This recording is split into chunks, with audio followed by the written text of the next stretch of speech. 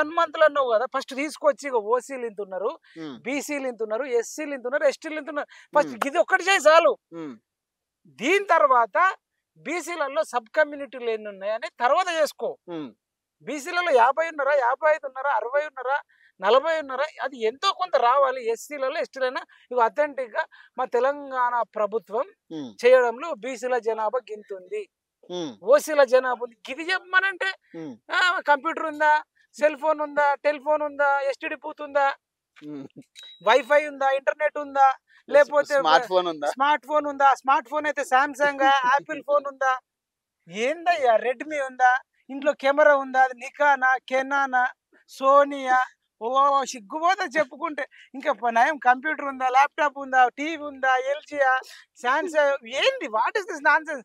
ఇంట్లో బెడ్ ఉందా, మంచం ఉందా, మంచం కింద మెత్త ఉందా, మెత్త కింద కప్పుకోవడానికి చెద్దరు ఉందా, పైన ఫ్యాన్ ఉందా, ఫ్యాన్ దింపడానికి కరెంట్ ఉందా, ప్లగ్ ఉందా, స్విచ్ ఉందా, అది అది కూడా అడుగుతున్నారు. ఇదిగో ఓర్ని పొదు నెలవారీ వ్యయం కూడా చెప్పాలంట. ఎంత పెన్ నెల- ఉందా. నెల- ఆహా, నెలవారీకి ఎంత ఖర్చు పెడుతున్నావు కూడా ఎవడన్నా చెప్పాలంట. ఊర్లల్లా నెలకి ఎంత ఖర్చు అవుతుందని ఎవడన్నా లెక్కలేసుకుంటాడా? ఇక మళ్ళీ పొదుపులు పెట్టుబడులు ఎక్కడ పెడుతున్నావు కూడా చెప్పాలా. అదే నువ్వు ఎంత పొదుపు చేస్తున్నావు, ఎంత పెట్టుబడి పెడుతున్నావు. ఏందన్నా ఇవేంది క్వశ్చన్స్? బ్యాంకులో SBI bank, HDFC bank, ICICI bank, um, Axis bank, దాంట్లో ఎంత ఉంది, దీంట్లో ఎంత ఉంది, ఇప్పుడు గోల్డ్ ధరలు తగ్గినాయి, తగ్గడం వల్ల ఏమైనా గోల్డ్ కొంటున్నావా, కొనట్లేదా? అమ్ముతున్నావా? ఆ, ఏం క్వశ్చన్స్? మొన్న 81,000 ఉండే, ఇలా 79,000 అయింది. ఉమ్, సెన్సెక్స్ ఇది చెప్తుంది, నిఫ్టీ అది చెప్తుంది. ఉమ్. ట్రంప్ గెలవడం వల్ల బంగారం ధర తగ్గిందా, పెరిగిందా? గీ క్వశ్చన్లు గీ క్వశ్చనర్లు అదే ఎందుకన్నా? అంటున్నా నేను.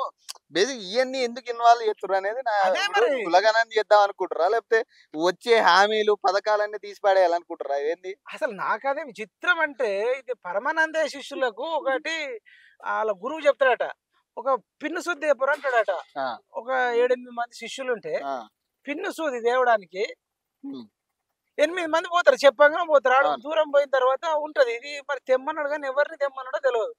ఇది ఎట్లా తీసుకుపోవాలి? ఇప్పుడు నేను తీసుకపోతే మళ్ళీ మిగతా 7గురిని తిట్టొచ్చు, అవును. ఈ మిగతా వాళ్ళని తీసుకపోతే మిగతా 7గురిని తిట్టొచ్చు. ఉమ్, అని ఏం చేస్తారంటే ఒక పెద్ద తుంట తీసుకొస్తారట. ఉమ్, తుంట తీసుకొచ్చి పెద్దది ఆడికిడికి ఆ 8 మంది మోసి 8 మంది అవును. ఉంటారు. ఆ సూదిని ఆ తుంటకు గుచ్చి ఉమ్. ఈ 8 మంది మోసుకెళ్తారట. ఇక సూది ఏంద్ర తుంట తెచ్చిరంటే, తుంటగా సూది తెచ్చినామంటే, మరి తుంట ఎందుకు ఎత్తుకొచ్చిరంటే మీరు ఎవరిని తెమ్మన్నారో చెప్పలేదు కాబట్టి తుంటని తీసుకొచ్చినాం. కాబట్టి అర్థమైంది.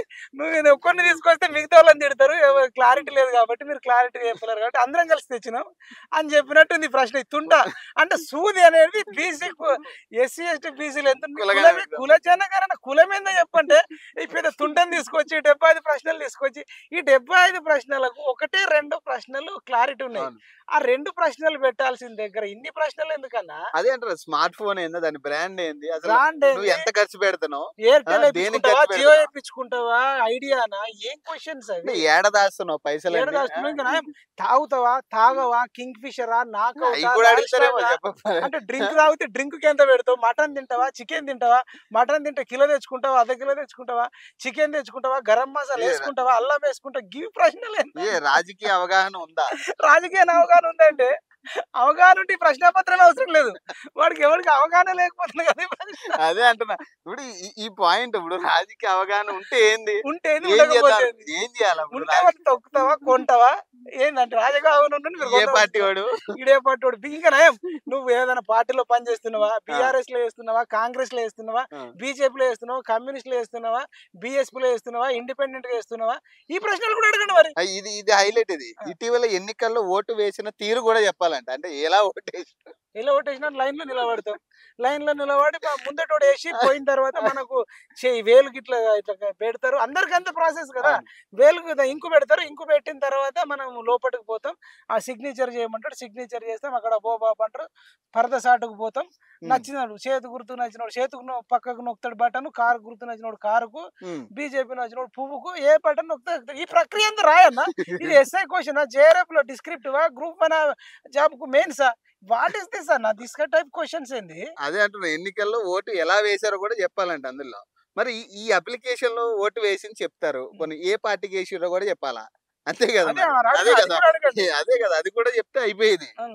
ఇంత ప్రాసెస్ చెప్పినాక ఏ అసలు పార్టీకి. ఫస్ట్ క్వశ్చన్లు ఈ ఎమ్మెల్యేలు మంత్రులతోని, ఉమ్, ఆ ప్రతిపక్ష నాయకుడు ఆ 80,000 పుస్తకాలు చదివినోడు మరి ఆయనతో నింపియాలి. ఫస్ట్ ఆ 80,000 ఉమ్, పుస్తకాలు నింపినోడు నింపి తర్వాత ఇప్పుడున్న సీఎం నింపితే అప్పుడు మనకు క్లారిటీ వస్తుంది. ఇగో ఉమ్, పలానా మాజీ సీఎం ఇగో 75 ప్రశ్నలకు ఈ సమాధానం, ఉమ్, ఇగో ఇప్పుడున్న సీఎం ని 75 ప్రశ్నలకు ఈ సమాధానం, ఉమ్, ఈ మిగతా మంత్రులు ఉన్నారు, ఈ మంత్రుల సమాధానం 75 ప్రశ్నలకు, ఎమ్మెల్యేల ఇట్లున్నాయి, ఉమ్, మంత్రుల ఇట్లున్నాయి, జడ్పీటీసీల ఇట్లున్నాయి, సర్పంచ్ల ఇట్లున్నాయి, కార్పొరేటర్ల ఇట్లున్నాయి, ఉమ్, ఈ ప్రకారం మీరు చెప్పండి అంటే చెప్తాం. ఉమ్. అసలు మీరన్నా ఒక్కడన్నా 75 ప్రశ్నలకు సమాధానం చెప్పే అసలు అది గ్రూప్ 1 జాబ్ కన్నా సివిల్ జాబ్ కన్నా కష్టం ఉంది. అది ఎట్లా అది ప్రశ్నలు అన్నిటి కూడా వదిలేయాల్సిన పరిస్థితి తీసుకొచ్చారు.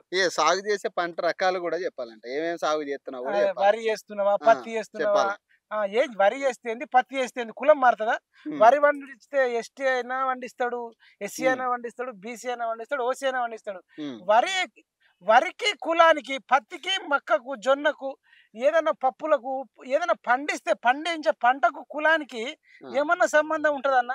ఈ ప్రశ్నల కుల జనగణన తీసేసి ఉమ్, ఇంకేదైనా ప్రశ్న మీ జీవితం మొత్తం సంబంధించిన ఉమ్. ఇన్ఫర్మేషన్ గణన అని చెప్పుకోవాలి. ఇది ఒక్కసారి ఉమ్. ఇంట్లో మాట్లాడే భాషలు చెప్పాలి. తెలంగాణలో ఉన్నోడు తెలుగోడే ఉంటాడు. ఉమ్, తెలుగు మాట్లాడుతుండా, హిందీ మాట్లాడుతుండా, మరాఠీ మాట్లాడుతుండా, బంజారా మాట్లాడుతుండా, ఉర్దూ మాట్లాడితే ఏంది, తెలుగు మాట్లాడితే ఏంది, ఉమ్, వాడు కమ్యూనిటీ బీసీ, బీసీ అనే కాదు, కుల జన గణన, అవును. ఎస్సీ ఎస్టీ బీసీ ఓసీ కుల జన గణన. ఉమ్, ఇది చేయమంటే నువ్వు ఇంట్లో మాట్లాడబోయే కూడా 4 భాషలు వస్తాయి, 3 వస్తాయి, 2 వస్తాయి, 1 వస్తుంది. అది ఏ భాష మాట్లాడితే ఏందన్నా? ఈ ప్రశ్నలు ఏందన్నా? ఎవడో కొట్టి చంపుతానంటాడు, ప్రశ్నలతోనే చంపేసేటట్టున్నారు, కళ్ళు తిరిగి పడిపోవాలి. అసలు బేసిక్ గా మనం చదివిని తక్కువ, అంటే అవును. మనం చూసిన ఇప్పుడు తక్కువ. అవును, మరి దాదాపు 112 క్వశ్చన్లు నేను ఉన్నాయి. 75 అనుకుంటున్నా, 112 క్వశ్చన్లు. 112 ప్రశ్నలు ఉన్నాయి. మరి 112 ప్రశ్నలు నిజంగా చదివి వినిపించినోడి పరిస్థితి ఏంది, చదివి విని చెప్పేటోడి అసలు పరిస్థితి? 102 ఆ? ప్రశ్నలు ఏందన్నా? డిఎస్సి లో కూడా 100 క్వశ్చన్లే ఉంటాయి అనుకుంటున్నా నేను. అదే. 102 క్వశ్చన్లు పెట్టి టీచర్ జాబ్ ఇచ్చేది ఉందా, పోలీస్ జాబ్ ఇచ్చేది ఉందా? ఎందుకన్నా ఈ ప్రశ్నలతో చంపుతున్నారు? ఏ ఊరికి ఆ ఊరు ఇన్ఫర్మేషన్ తెప్పించుకున్నా, సర్పంచ్, ఆ గ్రామ పంచాయతీ సెక్రటరీ, రెవెన్యూ అధికారి వాళ్ళు అడిగినా, ఇగో మా ఊర్లోకి ఇంత జనాభా ఉంది, ఉమ్, మా ఊర్లో ఇగో ఎస్సీలు ఇంత జనాభా ఉంది, ఎస్టీలు ఇంత ఉన్నారు, బీసీలు ఇంత ఉన్నారు అని వాళ్ళు ఉమ్, ఇస్తారు. దాన్ని తీసుకొచ్చి యాడ్ చేస్తే అయిపోతుంది కదా. అవును. ఇంత సింపుల్. దానికి ఇప్పుడు ఎట్లుందంటే గుళ్ళేకపోవడానికి గుడి చుట్టూ తిరిగి మొత్తం అంతా అయిపోయినాక గుళ్ళేకపోయినట్టుంది. డైరెక్ట్ ముఖద్వారం దగ్గర పోయి దండం పెట్టి రావడానికి ఉమ్, గుడి చుట్టూ ప్రదక్షిణలు చేపించి ఇన్ని ప్రశ్నలు. ఇటు కావాలి. ఆహార భద్రత స్థితి అంటే అసలు ఆ ప్రశ్న నాకే అర్థమైతే పిహెచ్డి చేసినోడికి అసలు ఏం చదువుకున్నావు? ఆహార భద్రత స్థితి. స్థితి అంటే ఏంది, భద్రత అంటే ఏంది, ఆహార భద్రత స్థితి అనే మీనింగ్ ఉందా? ఉమ్, ఆహార భద్రత స్థితి అంటే ఏంది? దాని అర్థం బియ్యం దాస పెట్టుకుంటారనా, అంటే బియ్యం నిల్వ ఉంచుకోవాలన్నా, పప్పు నిల్వ ఉంచుకోవాలన్నా, పచ్చకారం నిల్వ పెట్టుకుంటారు, అది భద్రతనా? ఏంది మామిడికాయ తొక్క, పొడికారమా, ఉప్ప? భద్రత స్థితి అంటే ఏంది? అదే అంటున్నా. అదే నాకు బేసిక్ గా అర్థం కాలే. భద్రత స్థితి అంటే ప్రశ్ననే అర్థం కాలే.